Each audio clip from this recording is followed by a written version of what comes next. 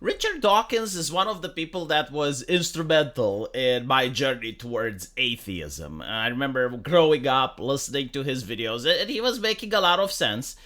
And it's interesting to see that Richard Dawkins is now coming back to religion, especially Christianity. Now he doesn't believe in God. He still thinks that it's superstition, but he does understand that the role of religion isn't just to talk to people about the supernatural. It isn't just to explain things to people that they themselves do not know. Like, for instance, what comes after death, right? Like, religion comes in, and this is what all religions do. They come in and they tell you, well, actually, there's an afterlife, and here's what happens after you die. But the purpose of religion is more than that. The purpose of religion is to also create a community, and it also offers moral guidance to people. I remember atheists used to say, well, yeah, but like without religion, you can still be a moral person. Which is true to some extent, but there are certain questions that are difficult to answer. For instance, is it okay if a person identifies as the opposite gender and wants to be placed in a female prison? Do children belong to their parents? Like, you will see that a lot of left-leaning individuals will have a very difficult time answering this question, right? There will be there are even politicians that say no, children do not belong to their parents. Children belong to the community, which is interesting because the moment the child does something bad, like if he breaks a window, the parents are the ones that are responsible. But at the same time, they do not want to give the parent the authority to educate their child properly in order to make sure that doesn't happen, right? So like this is one example. But if you ask them, can children consent? Well, the most liberal atheists that grew up in a religious household, so they still have like the principles from their parents that were religious, will say, no, of course not. Children cannot consent. But if you ask them the follow-up question, can children consent to changing their gender without their parents knowing and with the teachers encouraging it, well, you will see that now the liberal goes like, well, actually. So my point is that religion does offer, besides the supernatural, a sense of belonging, a sense of community. It increases happiness for people. And without that, people will just create their own stuff. Now, the problem is that the stuff that used to be created, so I would include here Christianity and its various sects, and even Islam and Buddhism and what other religion you pick, they have a track record at creating somewhat stable societies. Meanwhile, the new atheist woke ideology, it does not have a track record at creating stable societies. Because it's new, right? Like the old religion, they created their societies and they had time to make sure that what works remains and what doesn't work gets discarded.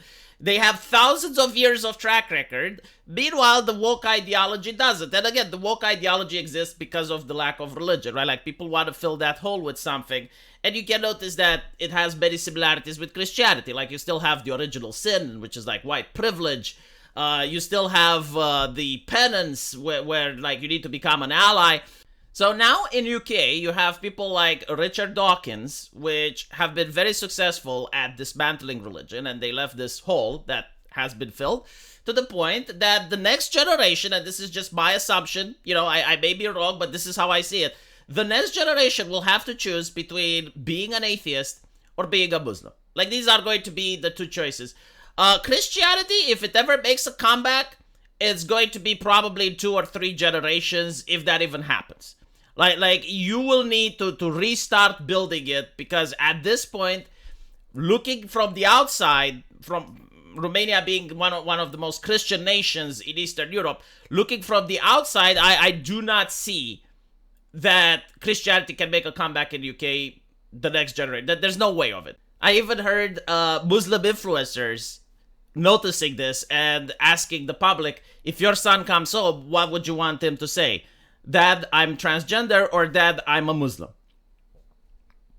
Now, Richard Dawkins has noticed this problem.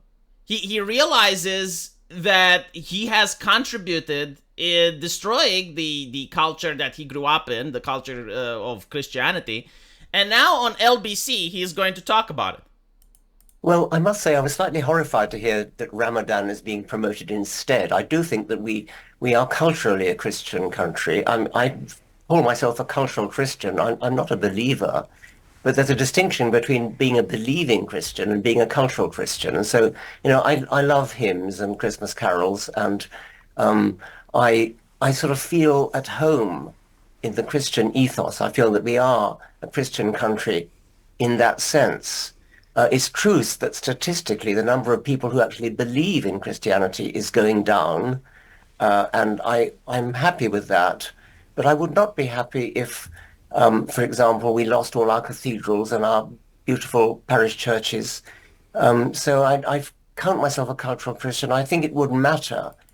Yeah, but the thing is, you cannot have one without the other, right? Like let's look at woke ideology, right? And its symbolisms. Like, let's say you actually would like the woke aesthetics. You like the rainbow flags, and you like the hair color that feminists like to wear, and the buzz-shaved haircut, and all of those, right? But you don't like the woke ideology itself. You just like the aesthetics.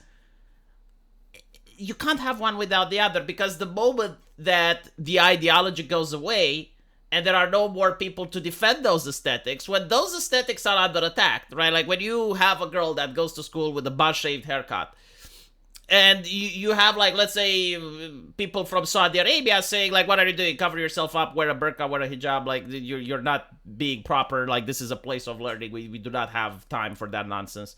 The communists in Romania would do the same, right? So, like, if you were to take that girl and you send her back to the Soviet Union, they would also say, it's like, what are you doing? Like, why are you wearing your hair like that? You need to leave your hair long. We promote equality. You have to be equal with everyone else. Why are you trying to be different? So, you cannot have the cultural thing without the people defending it.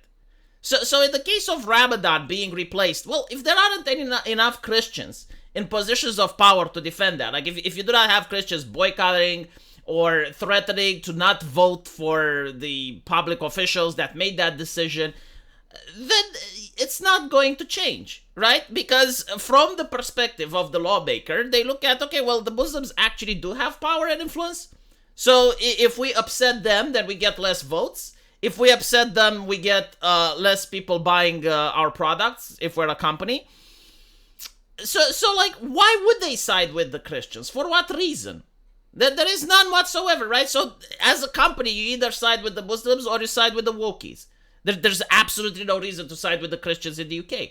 And this is why I keep saying, like, the next generation, Christianity isn't going to be a thing. Now it can become a thing again if you get enough believers, if you get enough supporters, right?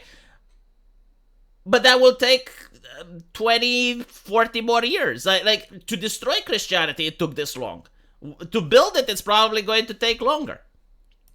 If we Certainly, if we substituted any alternative religion, that would be truly dreadful. Well, which brings Um, me to my supplementary point, which is that, as we know, church attendance is plummeting, but the erection of mosques across Europe, I think 6,000 are under construction, and there are many more. Yeah, this is another thing that Richard Dawkins has to answer. It's like, look, man, if people don't go to churches, who's going to maintain the building? The building does need renovations and it does need repairs. Where is the money going to come from? And even then, like, how would you justify the money being spent there when there's no people attending? If anything, you're going to have the churches being repurposed. They're going to be made into nightclubs or something. Don't laugh. Like, that was actually done in France in some places. I mean, are being planned. So do you regard that as a problem? Do you think that matters? yes, I do really. I mean, I don't. I have to choose my words carefully. I mean, if I had to choose, The very fact that he has to choose his words carefully, right? Like, it shows what happens when you rat out of Christians.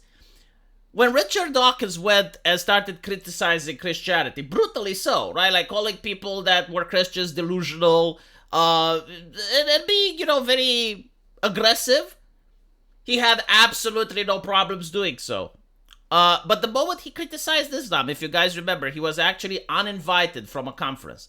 And he's an atheist. Like they know who he is. But again, this is what the Soviet Union would call a useful idiot. It's not as an insult, by the way. It's an actual term that is being used by the experts to describe a person that's championing a cause that they don't understand. So in this case, he was championing the cause of the woke ideologues, right? The atheists that are Marxist-oriented. And he was also championing the cause of Islam. Because, again, you're taking down a competitive religion. You're basically removing the competition, which makes place for more of your own to expand. And when he was doing that, he was allowed. But the moment he started going against Islam, well, he stopped being useful. So they uninvited him from the conference. And he was shocked by this. And I'm like, well, why are you shocked? Like, this is what you have been doing all along.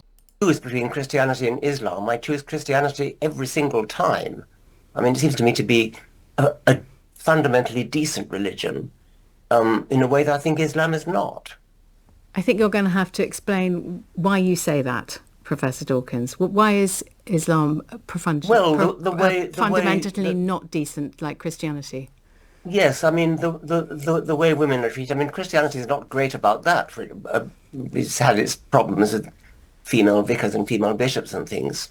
But there's an active hostility to women, which is promoted, I think, by the holy books of Islam. I'm not talking about individual Muslims, who, of course, are quite different. But the doctrines of Islam, the Hadith and the Quran, is fundamentally hostile to women, hostile to gays, and That is an interesting thing, because you saw this conflict taking place when the Muslim community and some places in the UK started protesting against the LGBTs in school, right? Because it's as I mentioned before, you have the woke ideology and you have Islam, and the way I view it is that they were willing to work together culturally in order to stamp out Christianity. So whenever there was an issue, they would just put it aside and pretend it doesn't exist, because the main focus was on Christianity. But now that Christianity, it doesn't have the same sway, and as they saw here, it's like the churches are empty and people don't go to mass, the attendance is low. Well, as that is happening, eventually these cultural clashes between woke ideology and Islam are going to go in full swing, and one of those is like, well, the LGBT community, right? So the woke ideologues, they want kids to learn about the LGBTs in school, just like religious parents want kids to learn about Jesus when they're young and they take them to Sunday church. But the Muslims do not, right? So you had the Muslims protesting, and you notice that the wokies didn't have the arguments, because for the Christians, it was very easy to dismiss them. It was like, oh, these are like radical bigots, extremists, blah, blah, blah, blah, blah. But when the Muslims protested, it was like, oh, concerned parents. That's how they reported in The Guardian and the BBC. Concerned parents, religious parents, right? Because they have to treat Islam with respect. Because they understand that if they don't, well, the Muslims can actually boycott, and they're very successful at it. They have their own NGOs, and they have their own places of institutional power that they can make pressure on politicians, and their own lobby groups and stuff. The Christians do not. So it is getting interesting. And it's funny to see Richard Dawkins come out and acknowledge the problem. He had many other interviews where he did the same. For instance, he explained another benefit of religion, which is to reduce crime. In order for a person to be a criminal, he first of all needs to want to do the crime. Secondly, he needs to be afraid, not afraid of getting caught.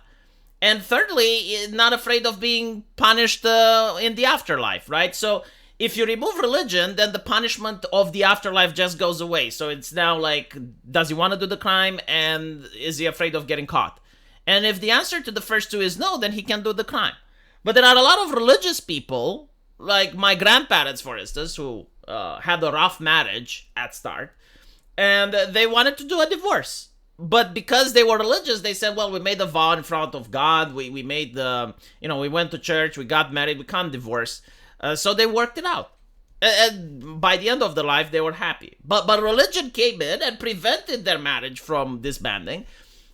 Just like religion can come in and prevent a shoplifter from stealing. Because you can say, well, I don't have a video camera that can see me. I do want to take the good, but Jesus will be disappointed in me. And obviously, not all criminals think like this, but it's enough for even a couple percentages that do. And that's a good thing, right? Because if you lower crime by a certain percentage, that's better than not having it lowered. And you also have, like, the communities where people shame each other if they commit crimes, Like, if you go to church and you find out that Billy stole something from a store, like, the community goes against Billy and pressures him to stop doing that. So, yeah, no, like, no matter how you look at it, you notice that the role of religion isn't just the supernatural, right? It's not just, well, there's a God that you need to love him. Yeah, sure, that is part of it, but the community aspect, the moral aspect, like all of these other things people require in their lives, and if you take it away from them, they will either find a different religion or they will make up something that's pseudo-religious in nature.